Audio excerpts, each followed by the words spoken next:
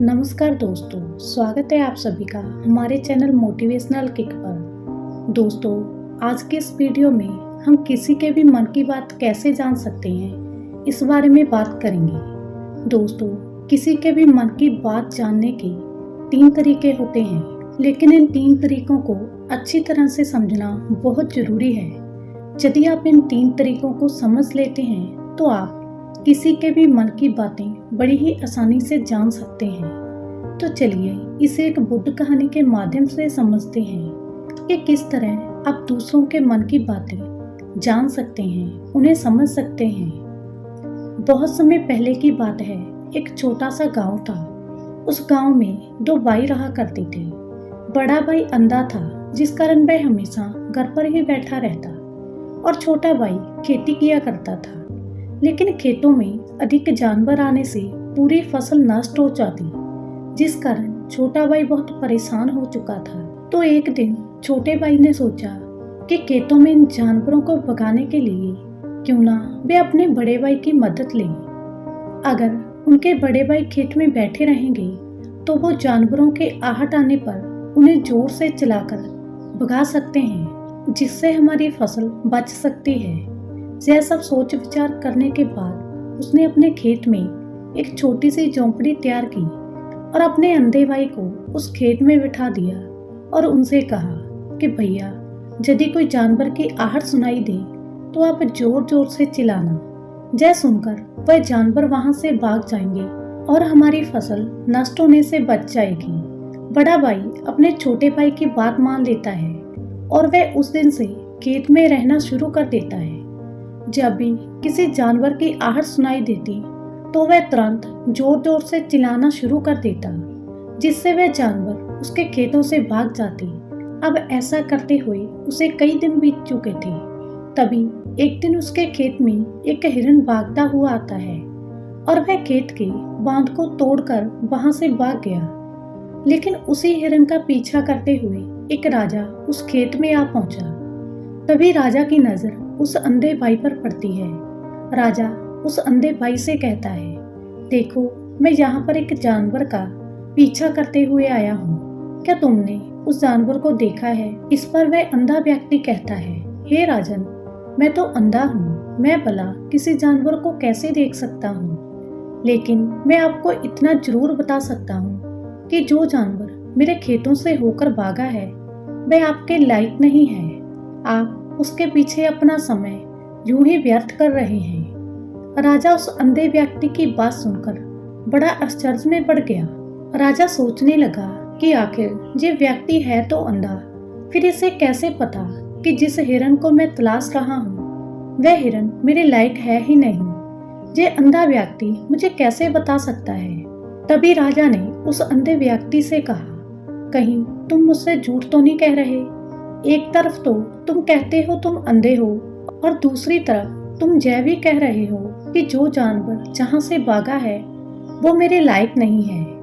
इस पर वह अंधा व्यक्ति कहता है, हे राजन, जिसे आप एक हिरन समझ रहे हैं, असल में वो हिरन नहीं बल्कि एक हिरनी है और वह गर्भवती भी है। मैंने किसी भी राजा को किसी गर्भवती हिरनी का शिकार करते हुए नहीं सुना और इसी कारण मैं आपसे यह कह रहा हूँ कि वह हिरनी आपके लायक नहीं है। आप उसके पीछे अपना समय व्यर्थ ना करें। यह सुनकर राजा और भी आश्चर्य में पड़ गया। राजा सोचने लगा कि आखिर ये अंधा आदमी ये कैसे जान सकता है कि वह हिरनी है और गर्भवती भी है।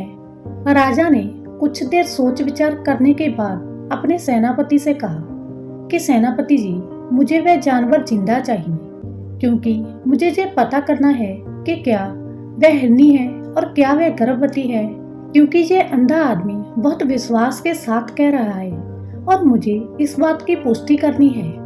यदि वह हिरनी हुई और गर्भवती हुई तो वह हमारे शिकार के लायक नहीं है, क्योंकि हम तो एक हिरन का पीछा कर रहे थे। इसलिए जाओ और पता करो क्या वह हिरनी है। सेनापति राजा से आज्ञा लेकर आगे की ओर बढ़ता चला और कुछ देर बाद जब वह वापस लौट कर आया तो वह राजा से कहता है, हे राजन, इस अंधे आदमी ने जो भी बातें कही हैं वह बिल्कुल सही है। वह एक हिरनी है और गर्भवती भी है। यह सुनकर राजा बहुत हैरान रह गया। उसे समझ नहीं आ रहा था कि आखिर अंधा आदमी कैसे जान सकता है कि वह जानवर हिरनी है और वह गर्भवती है। भला ये अंधा आदमी कैसे देख सकता है और कैसे जान सकता है? इस अंधे आदमी को इस सब के बारे में कैसे पता चला? ऐसे कई सारे प्रश्न अब राजा के मन में उठ रहे थे। अब राजा ने ठान लिया कि मुझे इस बात की तह तक पहुंचना ही है कि आखिर ये अंधा आदमी कैसे जानता है कि वह जानवर एक हिरनी है। यह सोचकर राजा उस अंधे आदमी के पास जाता है और उस अंधे आदमी से कहता है, देखो, मैं ये तो नहीं जानता कि तुम सचमुच अंधे हो या नहीं, लेकिन मैं तुमसे एक बात जानने आया हूँ। क्या तुम मेरे प्रश्न का सही उत्तर दोगे?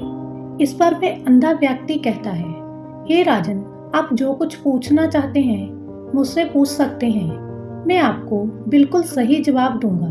तो राजा कहता है, देखो, एक तो तुम कहते हो कि तुम अंधे हो और दूसरी तरफ तुमने यह बता दिया कि जिस जानवर का मैं पीछा कर रहा हूँ वह एक हिरनी है और वह गर्भवती भी है। तो आखिर तुम्हें ये कैसे पता चला?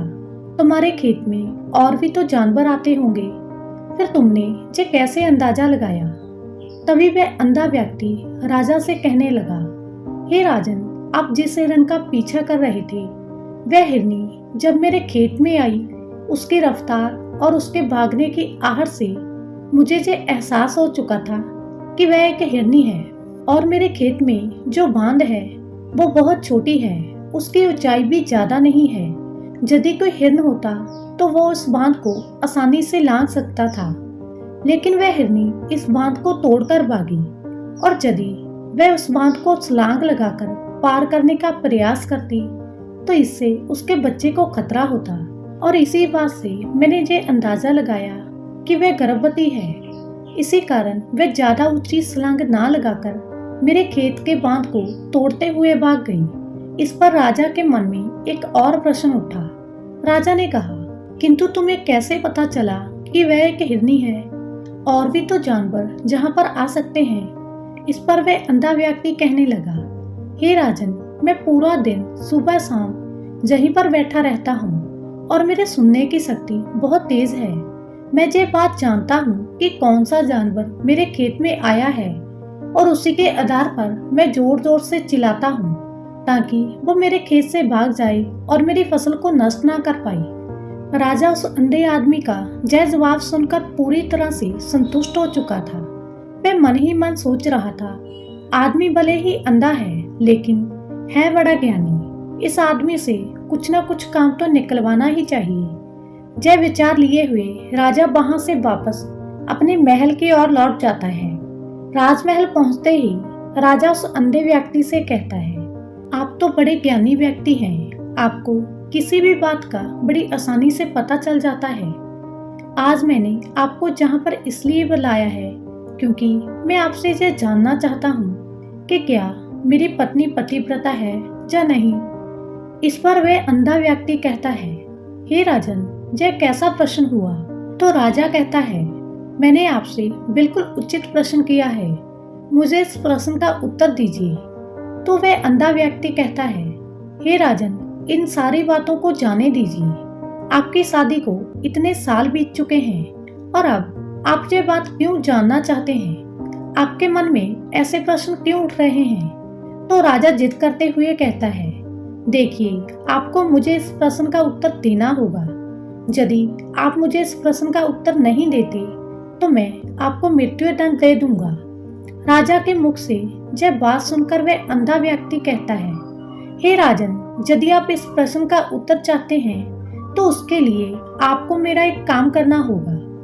तो राजा बोला, बोलो, मुझे क्या काम करना होगा? तो वह अंधा व्यक्ति कहता है कि इस प्रश्न के उत्तर पाने के लिए आपको अपनी पत्नी को मेरे साथ कमरे में अकेले छोड़ना होगा। उस अंधे व्यक्ति की यह बात सुनकर राजा पहले तो बहुत क्रोधित हो जाता है, लेकिन फिर कुछ सोच विचार करने के बाद वह उस व्यक्ति की बात मान लेता है और अपने सेनापति को आदेश देता है कि सेनापति जी, इस व्यक्ति को और मेरी पत्नी को एक कमरे में कुछ देर के लिए अकेला छोड़ दें। सेनापति बिल्कुल वैसा ही करता है। अब राजा की पत्नी और अंधा व्यक्ति एक कमरे में बंद थी। तभी वह अंधा व्यक्ति राजा की पत्नी से कहता है, मुझे आपको छूना है। इस बात पर रानी अति क्रोधित हो जाती है और वह अंधे व्यक्ति को पकड़ पकड़ कर पीटने लगती है, कभी हाथों से कभी लातों से। इस तरह रानी ने उस अंधे व्यक्ति की खूब पिटाई की। उसके बाद किसी तरह से वह अंधा व्यक्ति अपनी जान बचाकर वहां से भाग निकला और राजा के पास पहुंचता है और वह राजा से कहता है, हे राजन, आपकी पत्नी पतिव्रता नहीं है। यह बात सुनकर राजा अति क्रोधित हो जाता है और वह अपनी तलवार निकालकर सीधा अपनी पत्नी की ओर जाता है और क्रोधित होकर अपनी रानी से कहता है, रानी जी, आज मैं आपसे जो भी सवाल करूं उसका सही जवाब दीजिएगा। यदि आपने एक भी शब्द झूठ कहा तो मैं अभी के अभी आपका सिर धड़ से अलग कर दूंगा।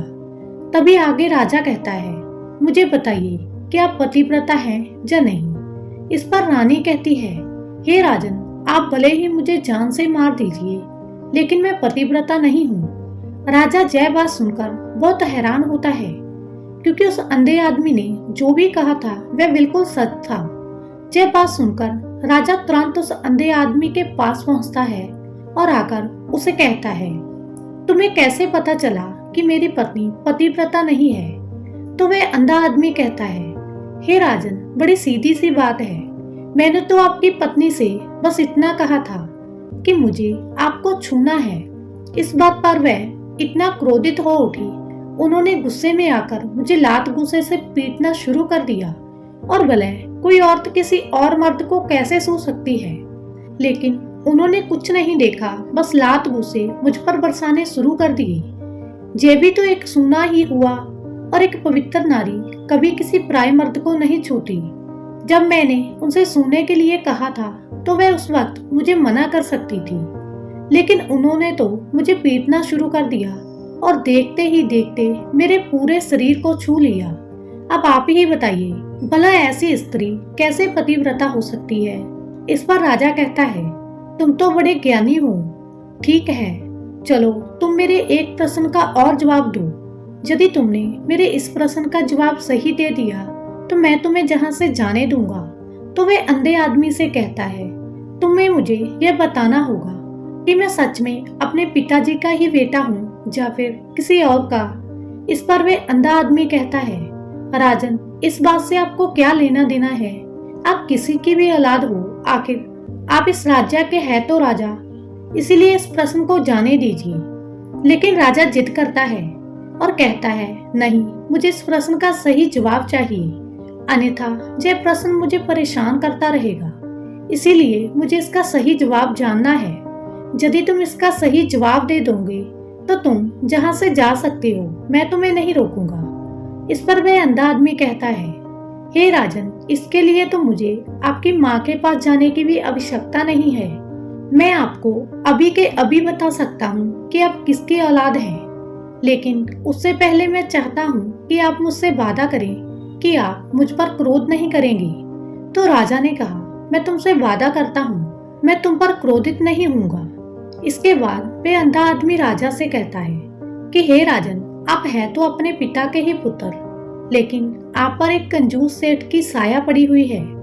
यह बात सुनकर राजा पहले तो क्रोधित हो उठा और वह तुरंत अपनी तलवार निकालकर अपनी माँ के पास पहुंचा। वहां पहुंचते ही अपनी माँ से कहता है, माँ, मुझे सच सच बताइए, क्या मैं अपने पिताजी का ही पुत्र हूँ या नहीं?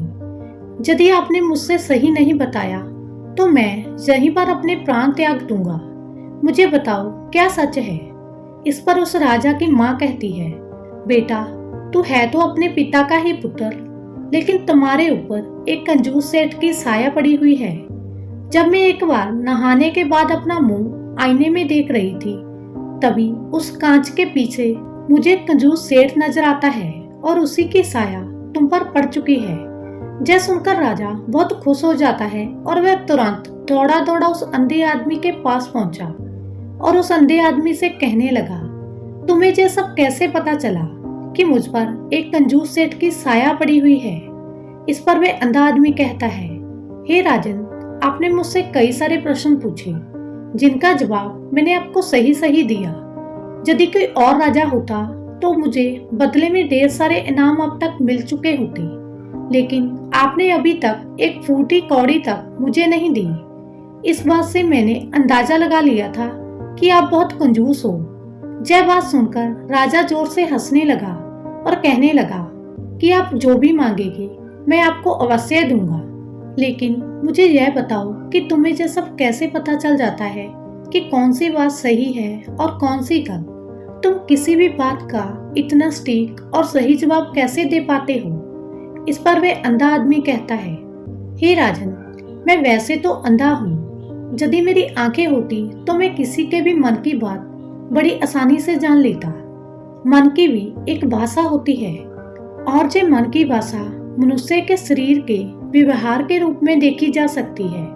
उसकी आंखों से, उसके होंठों से, उसके काम करने के तरीके से और उसकी क्रियाओं से पता किया जा सकता है कि उसके मन में आखिर क्या चल रहा है।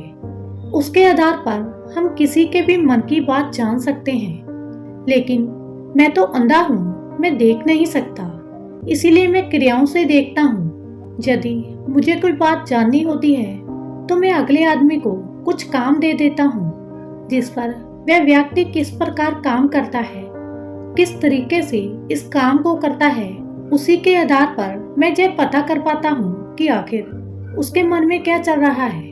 तभी वह राजा कहता है, तो क्या इसका अर्थ यह हुआ कि मैं भी किसी के मन की बात जान सकता हूँ? तो वह अंधा आदमी कहता है, हे राजन, अवश्य आप भी किसी के मन की बात जान सकते हैं, किंतु उससे पहले आपको अपने ऊपर काम करना होगा। और वह काम है कि अपने मन को शांत करना और अपने मन को वर्तमान में लाना होगा, जिसके लिए मैं आज आपको 3 तरीके बताने वाला हूँ। ये तीनों ही तरीके बड़े ही आसान हैं, किंतु हे राजन, उससे पहले आपको अपने मन को एकाग्र करना होगा।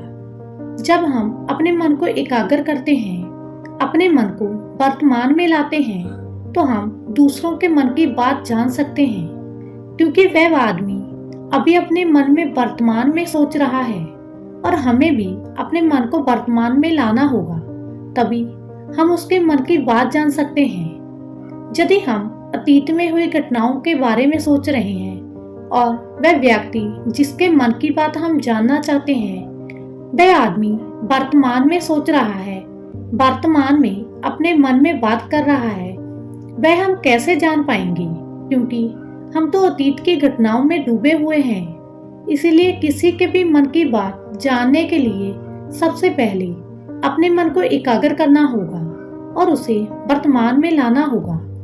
आगे वह व्यक्ति राजा से कहता है, हे राजन, जो 3 तरीके मैं आपको बताने वाला हूँ, इन 3 तरीकों से बड़ी आसानी से किसी के भी मन की बात जान सकते हैं। उसके बाद वह अंधा आदमी कहता है कि हे राजन, जो सबसे पहला तरीका है वह है आंखों पर ध्यान देना। किसी व्यक्ति से बात करते वक्त उसकी आंखों में देखना, उसकी आंखों पर ध्यान देना, जो सबसे ज्यादा जरूरी है, क्योंकि आंखें बोलती नहीं पर बहुत कुछ कह जाती हैं। यदि हम किसी व्यक्ति के आंखों के इशारे को समझना सीख जाएं, हम ये जान पाएंगे कि उस व्यक्ति के दिमाग में क्या चल रहा है, वह क्या सोच रहा है और अभी वह क्या करने वाला है। मेरे पास आंखें नहीं हैं, लेकिन मैंने अपने गुरु से यह विद्या सीखी है, क्योंकि बहुत साल पहले मेरे पास आंखें थी और उस वक्त मैं लोगों के मन की बातें केवल उनकी आंखों से जान लेता था। इसलिए यदि आप दूसरों के मन की बातें जानना चाहते हैं तो आपको भी उनकी आंखों पर गौर करना चाहिए, जैसे कि उनका आकार कैसा है, वे कब, कहां और किधर देख रहे हैं। यदि उनकी आंखें जहां वहां घूम रही है जब आप उनसे बात कर रहे हैं, तो वह इधर उधर मोड़ रहा है, कभी ऊपर तो कभी नीचे या कभी आसपास, या फिर उसकी आंखें खुश नजर आ रही हैं या फिर आंखें नाराज नजर आ रही हैं, जैसे कि चोर होता है। उसकी आंखों में जब हम देखते हैं तो हमें यह पता चल जाता है कि अगले आदमी ने कोई गलती की है। ठीक उसी प्रकार जब हम किसी चालाक व्यक्ति की आंखें देखते हैं तो आपको पता चलेगा कि उसकी आंखों की एक भाषा होती है। यह एक बहुत ही सीधा और आसान तरीका होता है यदि आपको यह पता लगाना है कि सामने वाला व्यक्ति आपसे झूठ कह रहा है या फिर सही, तो आपको उसकी आंखों पर ध्यान देना अति जरूरी है।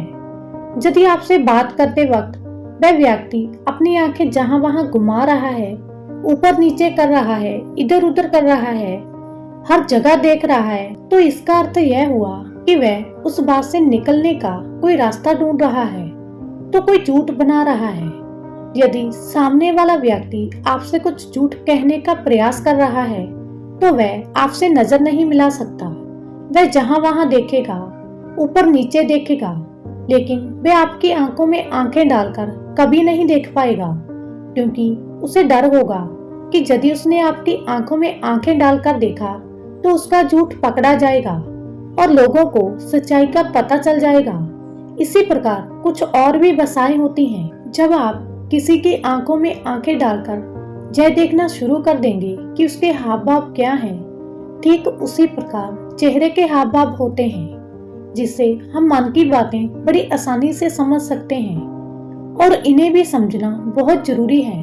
कभी कभी कोई व्यक्ति अपने चेहरे से, जैसे आंख, नाक और बहुत से कुछ अलग अलग व्यवहार करता है।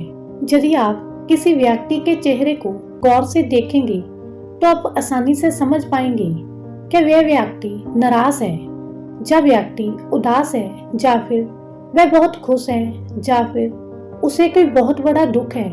वह अपने अंदर क्या महसूस कर रहा है, यह सारी बातें हम उसके चेहरे के हाव भाव से पता कर सकते हैं। फिर चाहे वह इंसान जुबान से कुछ बोले या ना बोले, लेकिन आप उसके चेहरे से सब कुछ पता कर सकते हैं। आगे वह अंधा व्यक्ति राजा को तीसरा तरीका बताते हुए कहता है, हे राजन, इसी प्रकार तीसरी भाषा भी है, अर्थात तीसरा तरीका भी है, और वह है हाथों के इशारे और शरीर का व्यवहार। मन की बात समझने के लिए हाथों के इशारे और शरीर के व्यवहार को समझना भी बहुत जरूरी है, क्योंकि व्यक्ति जब बात करता है तो आपने देखा होगा वह अपने हाथों को हिलाता रहता है, अपने हाथों से इशारे करता रहता है। बातों के साथ साथ अपना शरीर का जो व्यवहार है, अर्थात बॉडी लैंग्वेज, उसका भी पूरा उपयोग करता है, जिससे हमें यह पता चल जाता है कि वह व्यक्ति हमारी बातों पर कितना ध्यान दे रहा है और उसके मन में क्या चल रहा है। शरीर के व्यवहार को देखने के लिए उसके हाथ मटकाने, शरीर मटकाने और चेहरे पर बार बार हाथ लगाना, हाथों का एक दूसरे से मसलना, ऐसी बहुत सारी क्रियाएं होती हैं। उस पर हमें ध्यान देना अति जरूरी है।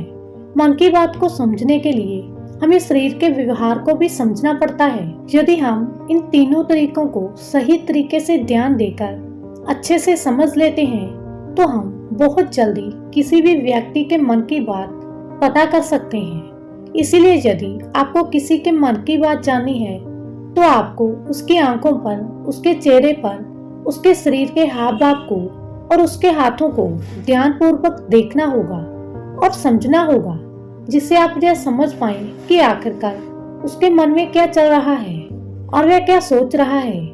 लेकिन उससे पहले आपको अपने मन को एकाग्र करना होगा, शांत करना होगा और अपने मन को वर्तमान में लाना होगा। तभी आप उस व्यक्ति की इन सभी क्रियाओं पर ध्यान दे पाएंगे, उसे समझ पाएंगे।